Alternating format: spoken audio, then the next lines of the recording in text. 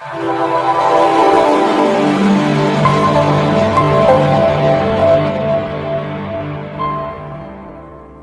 guys.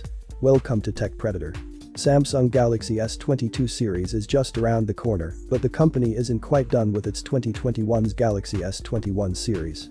The latest entrant, the Galaxy S21 Fe 5G, is the successor of the widely appreciated Galaxy S20 Fe 5G, which gave users a chance to experience the features and performance of a top-of-the-line Galaxy handset at two-thirds of the price of the flagship Galaxy S20. This time around, the price is slightly higher, and so are the stakes.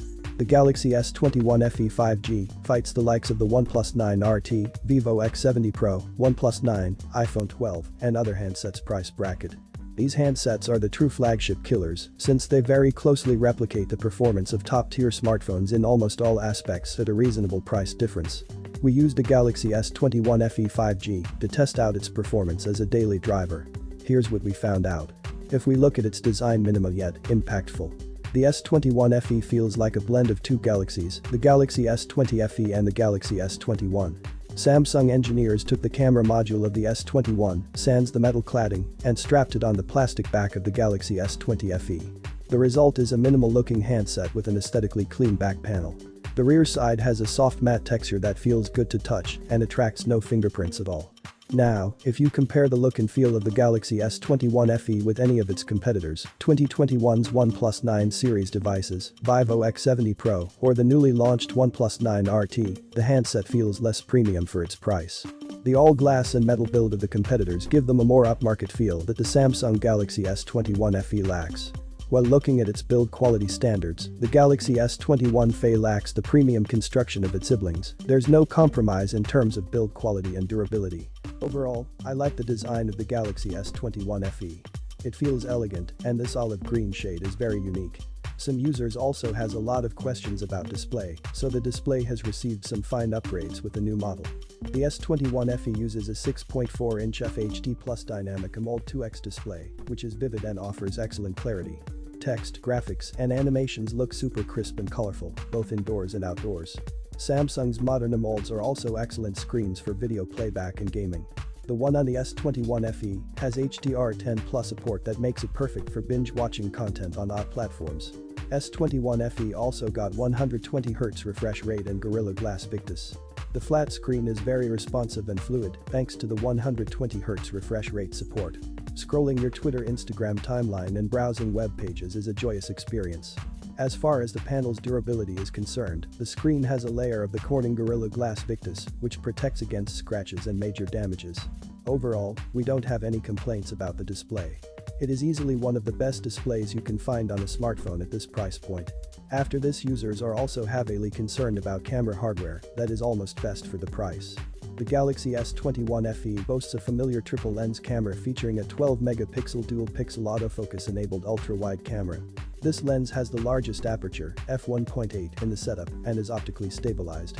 If you are wondering about the sensor used, it must be Samsung S5K2LD and not the Sony IMX555, since it is reserved for the variant drawing power from the Snapdragon chipset.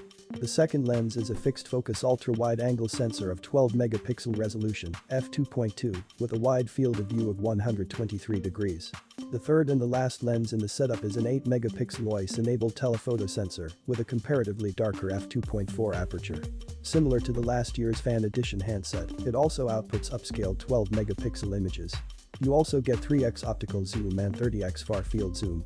For selfies, the Galaxy S20 Fe has a 32-pixel front-facing camera. Even though the Galaxy S21 Fe has the same camera hardware as its predecessor, the results are slightly better this time. That can be due to better software optimization or hardware tuning. After that, the most concerned thing is hardware-software specification. Like last year, the Galaxy S21 Fe 5G is also powered by an Exynos chipset, the Exynos 2100, that supplied power to the S21 Ultra and the S21 Plus. The global variant gets the Qualcomm Snapdragon 888 SoC. This might again disappoint some potential buyers whose buying decision is based on the SOC being offered on the Indian variants of Samsung Galaxy handsets. You can buy the Galaxy S21 Fe in two storage variants, 8GB RAM plus 128GB storage and 8GB RAM plus 256GB storage. The smartphone runs on the latest Untitled 4.0 based on Android 12 and is powered by a 4500 mAh battery cell. The handset ships without a power adapter and supports 25-watt fast charging, which is too slow for a phone priced this high in 2022. When it comes to performance of the phone with huge RAM, smooth performance round the clock. These specs translate to smooth day-to-day performance with both light and heavy tasks.